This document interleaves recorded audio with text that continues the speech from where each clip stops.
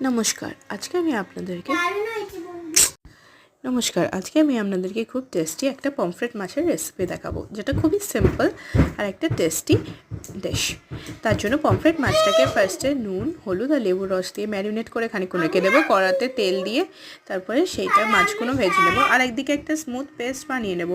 সেটার জন্য লাগবে হচ্ছে আমার গোটা সর্ষে, একটু আদা, পোস্ত, কাজু বাদাম, চিনি দিয়ে তারপর তেলের মধ্যে একটু কালো জিরে দিয়ে সেই পেস্টটা দিয়ে স্মুথ পেস্ট বানিয়ে নেব। সেই স্মুথ পেস্টটা নিয়ে তারপরে তেলের মধ্যে দিয়ে দেব। ওইটা দিয়ে নাড়তে থাকবো।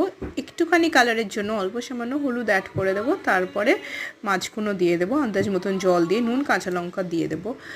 দিয়ে খানিকক্ষণ চাপা দিয়ে রেখে দেবো। ব্যাস, তারপরেই রেডি আপনাদের ঝাল মিষ্টি পমফ্রেট। রেসিপিটা বানিয়ে খাবেন, বানিয়ে জানাবেন কীরকম হলো। দেখার জন্য